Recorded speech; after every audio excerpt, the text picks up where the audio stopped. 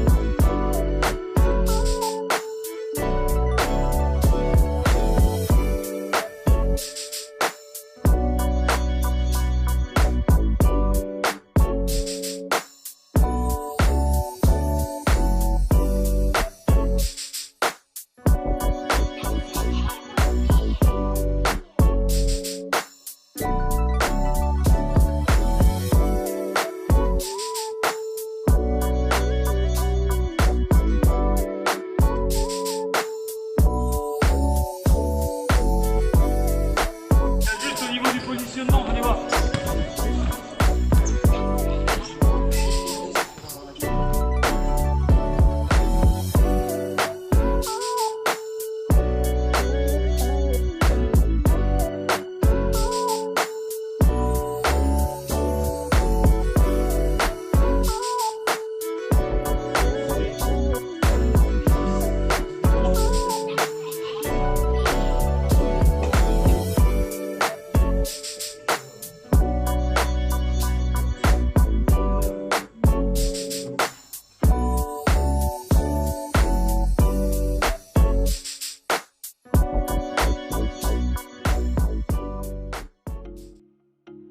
Bonjour, nous sommes en compagnie de Raphaël Reynaud, responsable du pôle France Futsal, qui a très gentiment accepté de nous recevoir aujourd'hui. Bonjour Raphaël. Bonjour.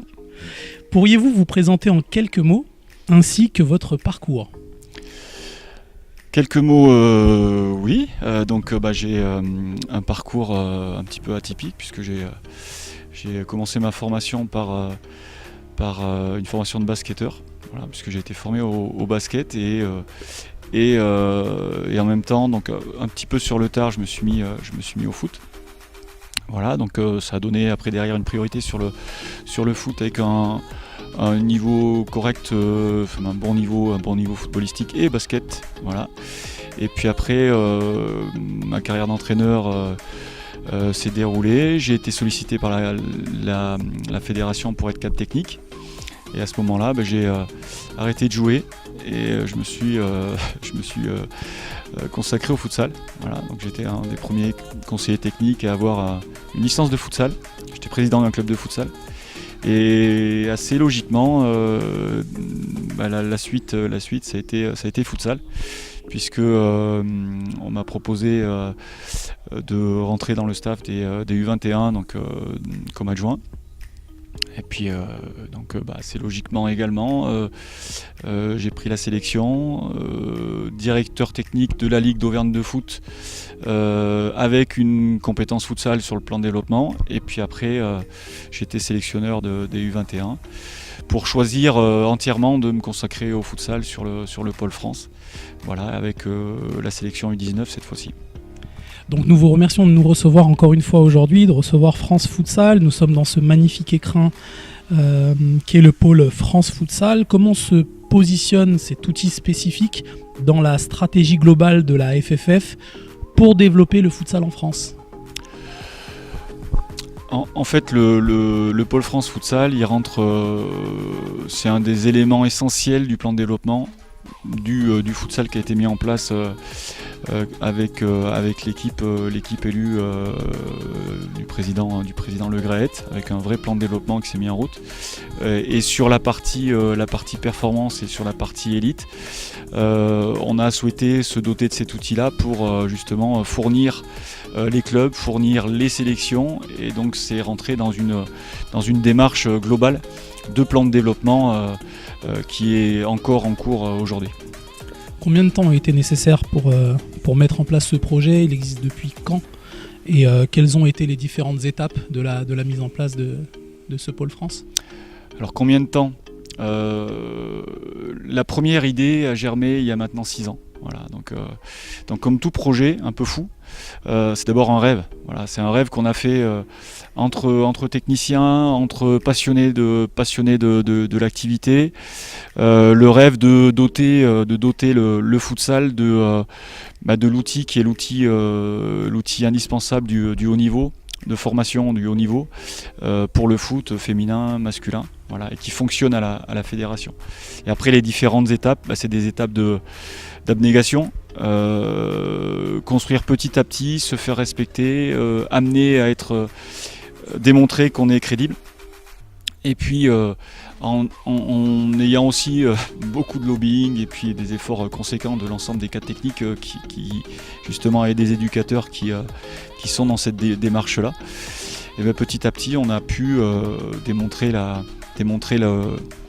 l'importance de ce projet-là dans le plan de développement futsal. Vous pouvez nous en dire un petit peu plus sur le coût financier le coût financier il est important puisqu'on prend en charge un enfant qui rentre chez nous. Il rentre chez nous et on prend sa scolarité en charge, on prend ses déplacements en charge. On a exactement le même fonctionnement, c'est ce qu'on voulait, le même fonctionnement qu'un pôle France féminin ou qu'un pôle France masculin. C'est-à-dire qu'on est sur la même exigence. Donc qui dit même exigence dit même coût. Donc évidemment il y a un coût qui est important, mais qui est la marque de respect de la fédération pour l'activité et qui rentre en plus dans la globalité évidemment du plan de développement qui est important également, du plan de développement futsal. Alors on espère toujours mieux, on espère toujours mieux cibler, mieux flécher les moyens, mais en tout cas c'est vrai que c'est un bel outil qui est proposé et qui est soutenu par la Fédé. Alors pour ceux qui ne le savent pas encore, nous ne sommes pas à Paris, nous sommes à Lyon, donc capitale des Gaules. Pourquoi Lyon ? Et j'allais même dire, pourquoi cette implantation un peu particulière dans un établissement d'enseignement privé ? Alors bon, d'abord le choix de Lyon, il s'est fait de façon classique, c'est-à-dire en priorité on avait pensé évidemment à Clairefontaine.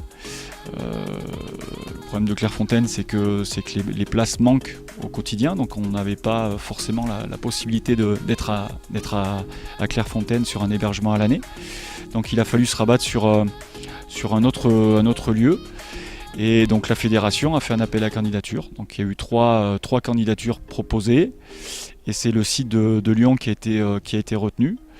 Voilà, parce que, on va en parler je pense pour la suite, mais parce que sur Lyon, on a d'abord un lieu stratégique important, c'est-à-dire que tous les enfants sont à moins de 3 heures de la maison. Voilà, et donc il y a évidemment les voies de communication, les voies de transport sont très développées, et donc on a accès à l'ensemble du territoire français. Quels étaient les autres sites en concurrence ? Donc on avait un site sur Roubaix et un site sur Bordeaux. Voilà, donc le choix qui a été fait, c'est celui de Lyon. Voilà, c'est un choix, encore une fois, un choix qui est lié aux infrastructures également, avec ici vous allez pouvoir le constater, des infrastructures qui sont mises à disposition des jeunes de manière à ce qu'ils puissent avoir un développement optimal. Mais les dossiers étaient bons. Combien de pensionnaires avez-vous aujourd'hui ? Donc on a 24 stagiaires. Voilà, 24 pensionnaires donc, qui viennent de toute la France. Voilà, donc toutes les ligues sont représentées. Et donc on a la chance aujourd'hui d'avoir des enfants qui apportent leurs différences culturelles, leurs différences régionales. Voilà, et c'est ça, c'était l'objectif du Pôle France, et c'est ce qu'on a pu réaliser lors de cette deuxième saison. Donc quand un pensionnaire vient au pôle, combien de temps va-t-il rester ici? Combien de temps dure la formation? La formation, elle dure 3 ans. Voilà, le jeune rentre en seconde, voilà, puisqu'on est sur du second cycle, seconde, première, terminale. Donc il rentre en seconde, et donc logiquement, il sort de l'établissement, il sort du Pôle France en ayant le bac, ou en ayant un CAP, ou en ayant en tout cas un diplôme qui lui permettra après derrière d'avoir un double projet. On est vraiment sur cette notion-là, double projet au niveau scolaire et sportif, mais après derrière évidemment encore, puisque le futsal n'est pas encore malheureusement professionnel, donc avec un double projet évident pour les jeunes. Cette articulation entre le temps scolaire et le futsal, comment s'opère-t-il? Et quelle est la journée type d'un jeune pensionnaire au pôle? Alors un pensionnaire au pôle, il a une grosse journée déjà, il se lève tôt. Voilà, il se lève aux alentours de 6h30 pour pouvoir aller en cours le matin et puis s'entraîner en début d'après-midi. Donc ça c'est une journée, on va dire une journée classique, mais cette saison on va doubler 2 fois. Donc 2 fois dans la semaine, il va aussi s'entraîner le matin et s'entraîner l'après-midi. Et une fois dans la semaine, il va aussi faire une séance de vidéo. Et donc on aura, on peut le dire, 8 rendez-vous pour les jeunes sur le Pôle France. Voilà, 2 rendez-vous plutôt ciblés renforcement musculaire, un rendez-vous vidéo et 5 séances collectives. Le profil du joueur qui peut intégrer ce pôle, quel est-il? Comment faire pour intégrer le pôle actuellement, et comment s'opèrent les détections? Alors les détections, c'est aussi là on est sur la grande force de la fédération, puisque on a une fédération qui maille le territoire avec des cas techniques qui sont répartis sur l'ensemble du territoire. Et donc l'idée c'est que y ait des détections dans les districts, dans les départements, à l'échelle des départements, puis après derrière à l'échelle des régions, puis derrière des rassemblements qui valident les meilleurs, où on va prendre les meilleurs issus des rassemblements, ce qu'on appelle les rassemblements interligues, où chaque ligue s'affronte. Et donc les meilleurs d'entre eux feront un stage ici, pour ensuite, l'objectif c'est de prendre les 8 meilleurs par génération. Donc on part de 600 et on arrive à 8. Voilà, donc la sélection est draconienne et puis très exigeante. Alors il y a certains clubs de futsal spécifiques futsal aujourd'hui qui ne comprennent pas pourquoi certains joueurs, certains pensionnaires sont issus de clubs spécifiques à 11, sans pratiquer du futsal toute l'année. Qu'est-ce que vous pouvez leur dire et que leur répondez-vous? Bon, d'abord la première réponse, c'est que quand on s'engage dans le Pôle France Futsal, on a 15 ans, et qu'à 15 ans, on va demander de s'engager totalement dans une pratique spécifique futsal. Voilà. Donc c'est la règle, et c'est ce qui permettra à partir de 15 ans de former des joueurs pour aller au haut niveau. Le deuxième point, et c'est vrai que c'est évident, moi je préférerais évidemment partir d'une base beaucoup plus importante, mais il faut se rendre à l'évidence, la masse, le nombre de joueurs n'étant pas aussi important qu'on le souhaiterait, on part sur une base globale de l'ensemble des pratiquants du foot, voire des joueurs à potentiel du foot et du futsal. Et donc on se retrouve avec des effectifs où il y a une part à peu près équivalente de spécifiques futsal et de joueurs qui ont un potentiel pour devenir de très très bons joueurs de futsal. Mais on comprend volontiers, je pense que les clubs comprennent qu'on ne peut pas partir uniquement d'une base qui est trop faible en termes de nombre et de qualité.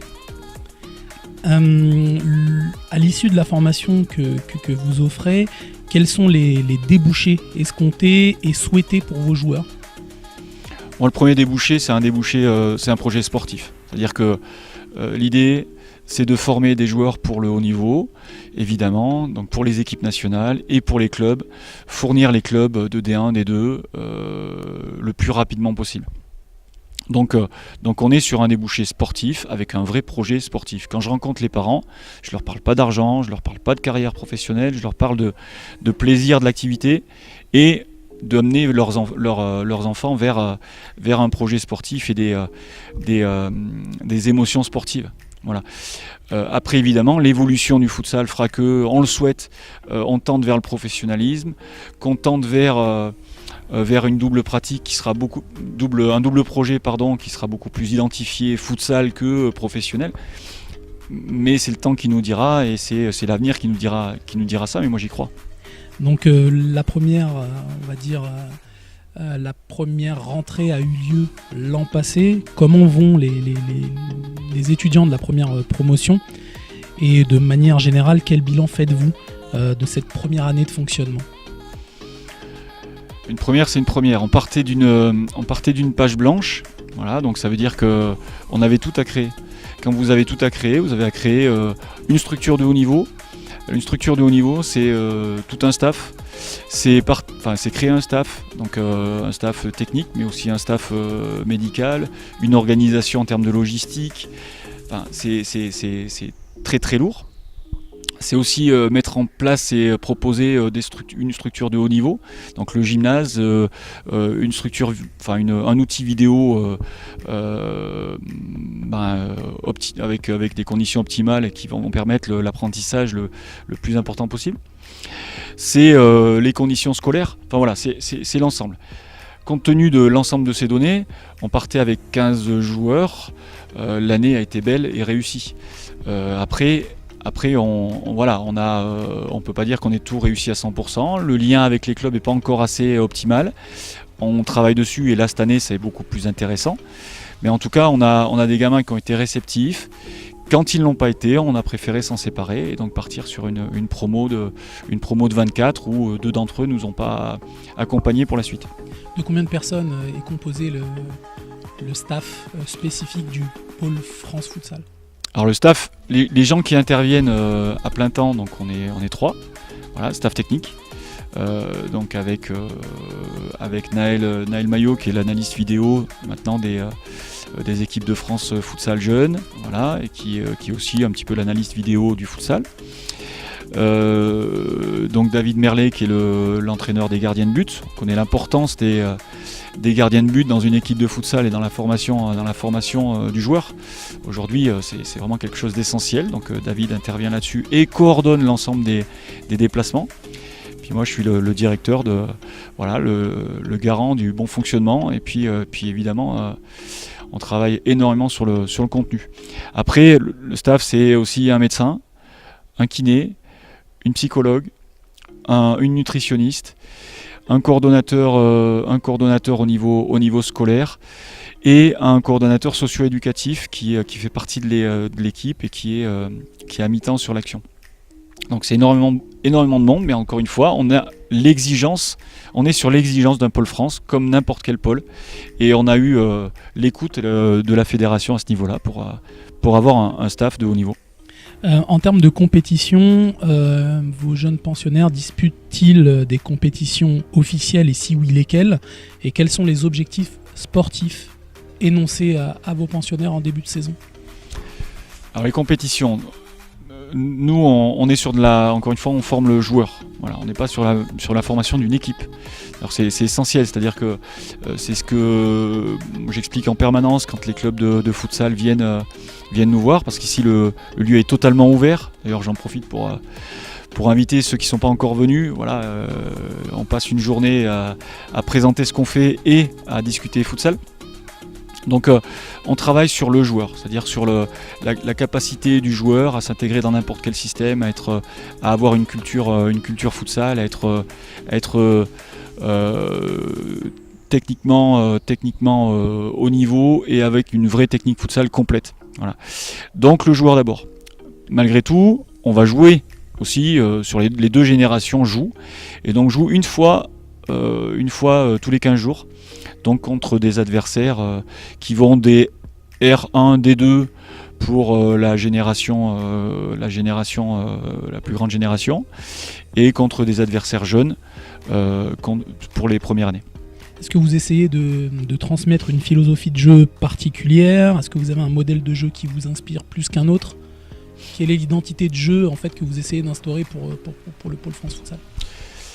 Oui, alors l'identité de jeu, on l'a identifiée évidemment, nous pompeusement. Alors je le dis avec beaucoup d'humilité, mais malgré tout avec sérieux et avec fierté. On travaille sur ce qu'on appelle le futsal français, c'est-à-dire l'idée de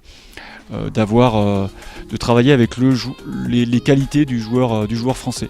Voilà, et de ne pas faire un copier-coller de ce qui se passe dans d'autres nations. Et aujourd'hui, l'outil nous permet de développer cette identité. Voilà. Alors je peux pas faire la présentation de ce projet de jeu, mais malgré tout, sachez bien qu'on est sur cette réflexion-là et qu'on a cette ligne de conduite, voilà, d'une équipe équilibrée, mais d'une équipe aussi inspirée et d'une équipe qui ne subit pas et qui va de l'avant. Voilà. Donc dans les grandes lignes, c'est ça, et maintenir nos qualités de spontanéité, de dribble, voilà. Donc avoir ce cadre et cette liberté de jouer. Avez-vous noué des partenariats sportifs spécifiques avec des clubs locaux, régionaux ou étrangers? Alors évidemment, donc on joue contre tous les clubs plutôt locaux, mais bon, par exemple cet après-midi, on a le club de Marcouville qui vient jouer, un club de région parisienne qui vient jouer ici. Et donc on est très heureux de les jouer. Donc ça veut dire qu'on développe vraiment l'accueil et le partenariat avec l'ensemble des clubs français qui le souhaitent. Ici encore une fois, c'est un lieu ouvert, donc j'invite tous les coachs, tous les dirigeants des clubs de D1, D2 et autres à venir nous voir et à venir discuter, parce que les joueurs qu'on forme ici, c'est leurs joueurs. Voilà. Et demain, on espère vraiment qu'ils vont s'épanouir dans ces équipes-là et qui vont permettre justement de répondre aux attentes des clubs de haut niveau. Voilà, donc c'est une volonté. Après, ça fait 7 ans que je voyage et que je crée des liens avec les clubs aussi étrangers. On était à Braga et on a lié des liens avec Braga, on joue Braga par exemple. Quelles sont vos motivations personnelles à faire de ce pôle un outil essentiel pour le futsal français d'aujourd'hui et de demain? Les motivations personnelles, elles sont. Je vais faire une. Non, c'est vraiment une réponse collective. Moi, je m'inscris dans un collectif. Je m'inscris dans une équipe qui est l'équipe du futsal français, dans lequel on met les clubs, dans lequel on met les sélectionneurs, les techniciens, l'ensemble des gens qui ont envie et qui participent au développement. Moi, plus on formera de bons joueurs, plus la sélection U19 sera performante et plus on sera mis en avant, plus on va pouvoir se qualifier. C'est un tout. Voilà, c'est pas une ambition personnelle, même si je vous assure, je me fais plaisir ici et je suis très heureux de faire ce que je fais, c'est clair. Y a-t-il des projets de pôles régionaux ou féminins qui pour vous s'annoncent? Est-ce que ce modèle de pôle pourrait se développer à votre avis? Écoutez, nous en tout cas, on part du principe que un pôle c'est pas suffisant. Voilà, et que pour fournir les clubs de niveau national, voilà, et que assez rapidement il faudra réfléchir à un petit frère ou un grand frère, peu importe. Voilà, donc par contre plutôt au niveau national qu'au niveau régional, c'est-à-dire que la grande force de ce projet, c'est qu'il est porté par la fédération et donc il est mis à disposition au niveau des clubs nationaux. Voilà, après on peut imaginer avec beaucoup d'envie, avec beaucoup de plaisir, des développements qui se feront après derrière dans les régions, quand l'ensemble du projet sera à plein régime. Oui. De manière générale, comment voyez-vous la place du futsal français donc actuellement, et quelle sera sa place à moyen terme à votre avis? Bon, actuellement, moi je reste sur les performances des équipes nationales, des clubs, voilà, qui sont chaque année un peu meilleurs. Voilà, donc là-dessus, moi j'invite à chaque fois les gens à se souvenir d'où on vient. Voilà, donc pour savoir où on va, ça me paraît essentiel. Et donc là, évidemment, moi par exemple avec l'équipe nationale, je sais que sur l'année qui arrive, avec les U19, on sera très performant parce que justement il y aura l'apport de ces gamins. Et dans 5-6 ans, je peux vous assurer que ces gamins qui vont sortir avec une vraie formation, voilà, avec une vraie identité, eh ben, on peut imaginer des belles choses pour les équipes nationales et pour les clubs. En tant que technicien, quels conseils donneriez-vous aux clubs de futsal, qu'il s'agisse de clubs de l'élite ou pas, hein, pour aller de l'avant et faire progresser ce futsal français émergent? De conseils, non. Moi, je partage, j'échange, on essaye de voir ce qui peut être le mieux pour les uns et pour les autres. En tout cas, je pense qu'on construit rien de grand seul. Voilà. Et donc le conseil, c'est de s'intéresser les uns aux autres, de faire en sorte que on grandisse ensemble, on continue de grandir ensemble, de se structurer ensemble. Voilà, parce que c'est évidemment ce dont on a le plus besoin au niveau du futsal français et des clubs, d'être accompagné et structuré, mais pas seul. Voilà, donc on le fera ensemble. Venons-en à l'actualité. Donc hier a eu lieu à Ljubljana la désignation du prochain hôte pour l'Euro. Donc les Pays-Bas ont été choisis. Est-ce que pour vous c'est un échec de la candidature de la France? Alors un échec, d'abord plus qu'un échec, c'est une immense déception, c'est clair, parce que ça aurait mis un coup de booster évident et indispensable, et ça aurait mis un coup d'accélérateur à notre discipline, donc une immense déception. Voilà. Mais par contre, une grande fierté qu'on soit candidat et qu'on ait mené cette candidature, parce que évidemment, je peux vous dire qu'avant de monter le pôle et avant d'avoir ce type de structure, on s'est heurté à pas mal d'échecs, en tout cas de refus. Et avec de l'abnégation, les gens du futsal savent ce que c'est l'abnégation, donc on lâchera pas. Et donc je pense qu'on aura, évidemment, on s'est positionné, et ça c'est, il me semble, l'élément le plus important. On s'est positionné pour l'avenir. Donc c'est une tradition à France Futsal, donc notre interview arrive bientôt à son terme. Donc nous allons vous poser une série de questions afin de mieux vous connaître. Vous n'avez le droit qu'à une seule réponse, et on vous demande donc de réagir. Donc quel est votre joueur de futsal étranger préféré? Il est un peu français, bon, c'est un joueur très complet, qui derrière, à mon sens, met en avant des notions de collectif. Voilà, et ce que j'aimerais mettre en avant au niveau de la formation des joueurs. Quand il y a 2 ans, je suis allé au Sporting pour un voyage études. Quand j'ai posé la question au coach, voilà, qui est un grand coach, qui est champion d'Europe aujourd'hui, quel est votre joueur idéal de futsal? Il m'a dit Diogo, et je suis d'accord avec lui. Donc votre sélection nationale qui pratique le plus beau futsal, hormis la France bien sûr. Ouais, sinon j'aurais dit la France, mais en tout cas le futsal que j'aime. L'Iran, sans hésiter, parce que c'est une nation qui a une vraie identité, qui a construit, c'est une vraie nation de futsal qu'on connaît pas assez au niveau international, mais qui se construit seule, qui a quand on les joue en jeune, un jeu très intéressant, très vivant. Et donc oui, l'Iran, sans aucun problème, des énormes frappeurs, des joueurs différents. Voilà, donc ça j'adore. Donc votre club de futsal préféré en Europe? Futsal préféré en Europe, le Sporting Lisbonne, voilà, qui allie la culture du club, l'identité, l'apport de joueurs étrangers et une vraie qualité de formation. Donc là, oui, sans hésiter, le Sporting. Donc votre entraîneur de futsal préféré en Europe? Ouais, je dirais, c'est assez récent, mais Paulo Tavares, le coach de Braga, pour ceux qui connaissent pas.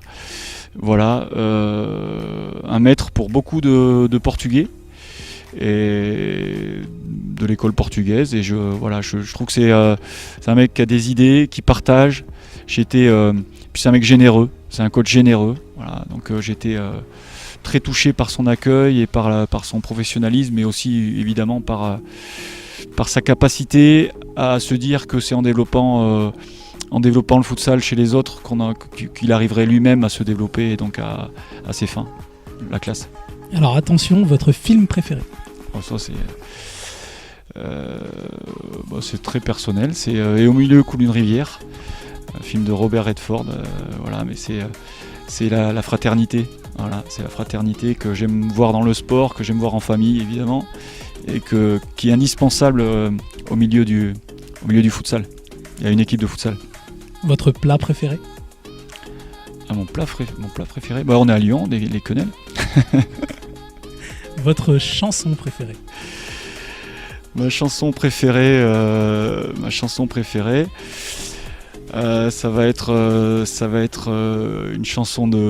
certainement une chanson d'Aznavour, voilà. Alors laquelle certainement Les Comédiens, voilà. On va le spectacle, voilà, le spectacle. Et on revient au futsal, mais le spectacle.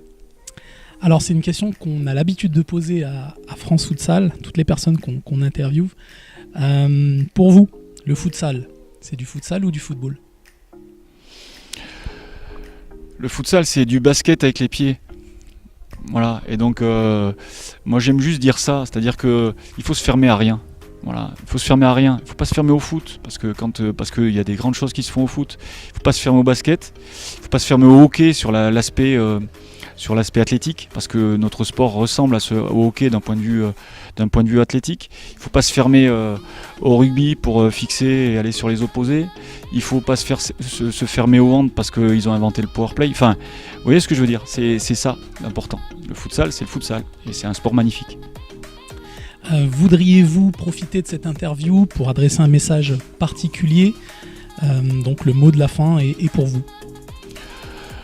Le message, c'est d'abord à mon staff, le staff de l'équipe de France et le staff du Pôle France qui se dévoue corps et âme pour les gamins qu'on entraîne. Donc voilà, dire que j'apprécie, non seulement j'apprécie, mais je trouve ça très touchant.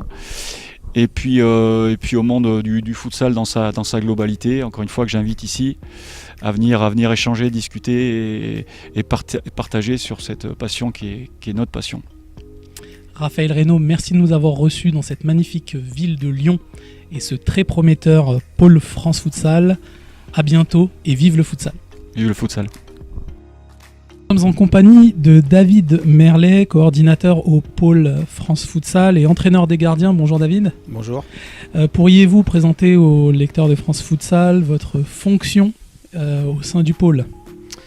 Alors, comme vous l'avez dit, il y a une double fonction, on va dire. La première, donc, c'est coordinateur, c'est-à-dire que je suis en charge de tous les déplacements, notamment, puisque c'est la plus grosse partie du travail en ce qui concerne nos 24 pensionnaires, puisqu'ils rentrent chez eux tous les week-ends dans leur club pour jouer avec leur club respectif, et puis bien entendu pour avoir l'équilibre aussi de leur famille.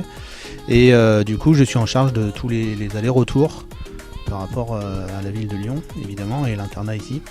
Tous les dimanches soirs, ils arrivent à l'internat aux alentours de 20h et ils repartent les vendredis après-midi.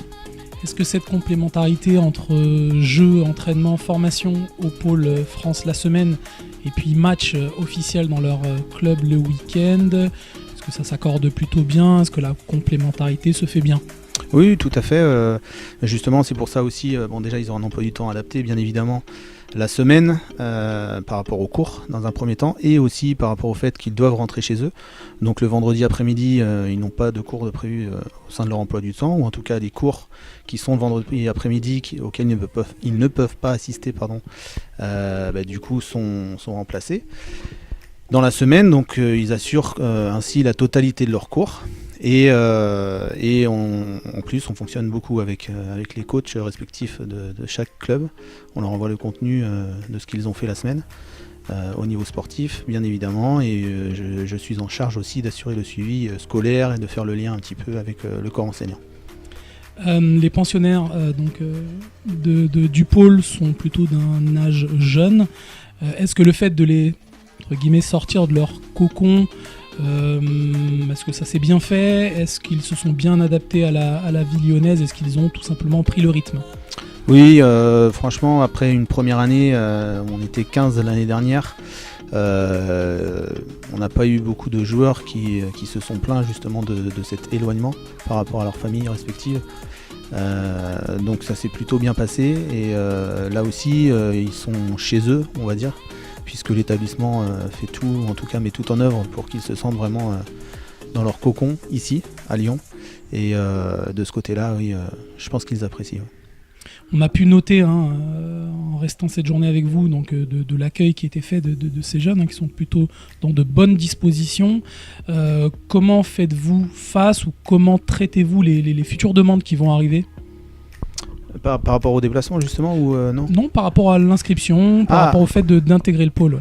D'accord, en fait donc il y a le concours qui est organisé tous les ans au mois de mai. Ce sont des joueurs qui émanent dans un premier temps des interligues. Donc là aussi c'est à nous d'organiser ce concours, de les faire venir de leur région d'origine, puisque voilà, on a des Nantais, on a des Lillois, on a un Corse, on a des Strasbourgeois, ça vient vraiment de partout, région parisienne évidemment, lyonnaise. Et du coup, ça fait partie aussi de mes missions d'organiser la venue en collaboration avec M. Chaussidière à la fédération, d'organiser la venue de ces joueurs ici au pôle. Et après, pour ceux qui sont retenus, ils reviennent pour faire les tests médicaux, les examens cliniques, etc., les cardio. Et puis là aussi, c'est toute une organisation pour les faire revenir tous sur une journée, les faire visiter les structures dans leur totalité. Et puis après, on enchaîne en général. La rentrée scolaire se fait 3 jours avant la rentrée, on va dire la vraie rentrée nationale, et où on part en stage et on organise un stage au Crêpes de Vallon-Pont d'Arc sur les 2 premières années. On s'est arrêté à Vallon-Pont d'Arc et puis on part sur 3 jours et après c'est parti. Voilà. Ils prennent le rythme comme ça tranquillement du pôle. Donc le bilan de la première année est plutôt positif ? Plutôt positif, oui, en termes à la fois de réussite scolaire et sportive. Vous êtes également en charge de l'entraînement et de la prise en charge des gardiens de but. Tout à fait. Pourriez-vous nous en dire plus sur cette fonction spécifique ? Alors déjà, les joueurs en général ont un calendrier et puis un agenda bien chargé la semaine. Et les gardiens sont des travailleurs, ça tout le monde le sait. Donc ils ont un entraînement spécifique déjà qui leur appartient. Tous les mercredis, cette année, l'année dernière on faisait ça le jeudi, cette année on fait ça le mercredi, puisque par rapport à leur emploi du temps respectif scolaire déjà, il faut trouver un créneau horaire qui correspond aux 4 gardiens. On a 4 gardiens cette année, on en avait 3 l'année dernière, un 2004 qui nous a rejoint et cette année. Et donc moi j'interviens à chaque séance évidemment, parce que chaque séance il y a environ 25-30 minutes qui sont consacrées à l'échauffement pour les gardiens. Et ensuite ils ont une séance hebdomadaire d'1h30 tous les mercredis. Et de temps à autre on rajoute souvent par 2 gardiens, puisqu'on en a 2 qui sont en seconde et 2 qui sont en première actuellement. Et en fonction de leur emploi du temps, je peux rajouter aussi le mardi midi et le jeudi midi. Voulez-vous contribuer, construire une spécificité du gardien français en futsal, et vers quoi vous dirigez-vous en termes de séances pour que cette fonction de gardien de but français soit notable ? Alors déjà, c'est en collaboration bien évidemment avec Raphaël. Par rapport au projet de jeu qu'on a défini, le futsal français ensemble, et le poste de gardien de but justement est un poste important déjà dans l'activité futsal, et par rapport au projet que nous on souhaite faire et réaliser, justement le poste de gardien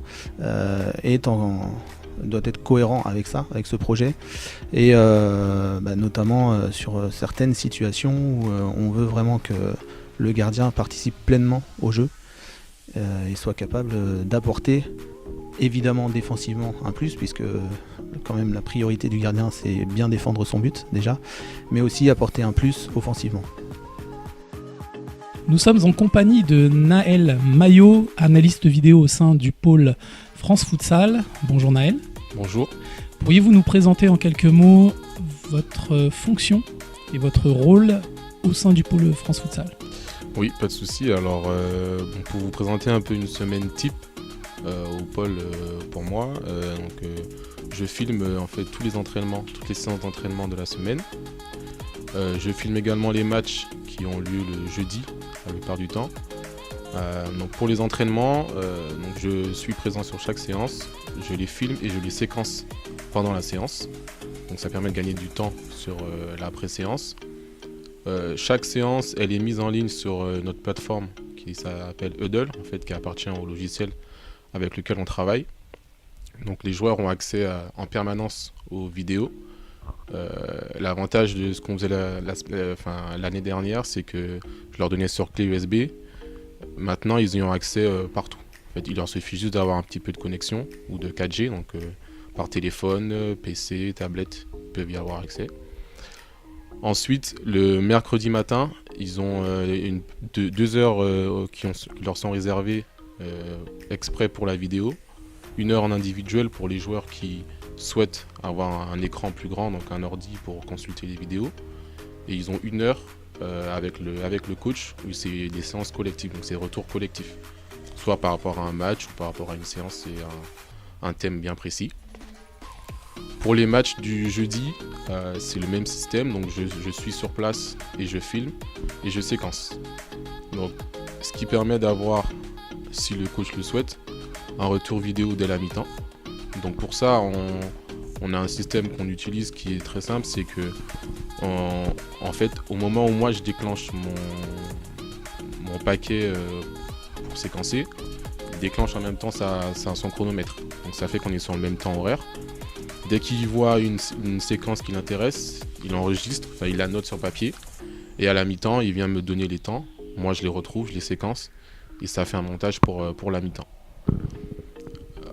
Ensuite, autre possibilité, autre utilisation, c'est que ça me permet de sortir des statistiques sur les joueurs. Donc je les séquence, on s'est mis d'accord sur ce qu'on voulait voir par rapport aux joueurs. Et en faisant toute cette analyse-là, à la fin du match, il faut que je retravaille encore le match pendant quelques heures. Mais derrière, je peux fournir les vidéos qu'il faut et les statistiques qu'il faut aussi. Parce qu'on a une fenêtre rapport qu'on a fait ensemble qui permet justement de faire ressortir ces statistiques-là. En quoi réside la plus-value de votre travail, notamment sur la progression, des jeunes joueurs présents au pôle ?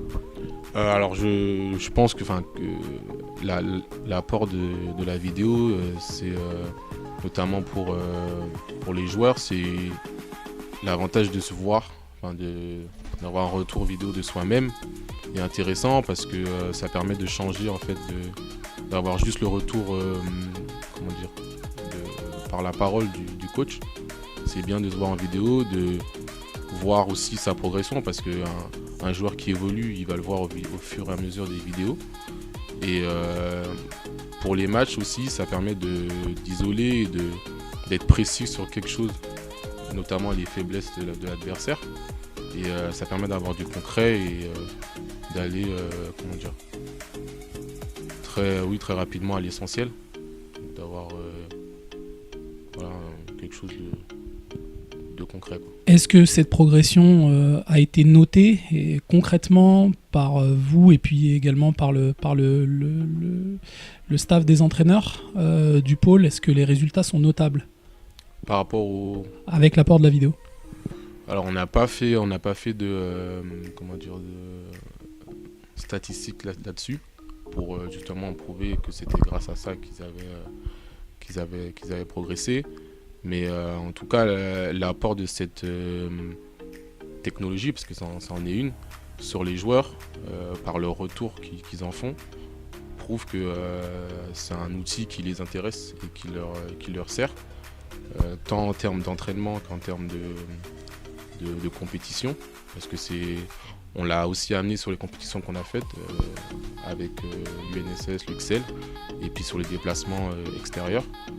Et les joueurs ont vraiment un besoin de cet outil-là. Merci beaucoup Noël et à bientôt. Merci.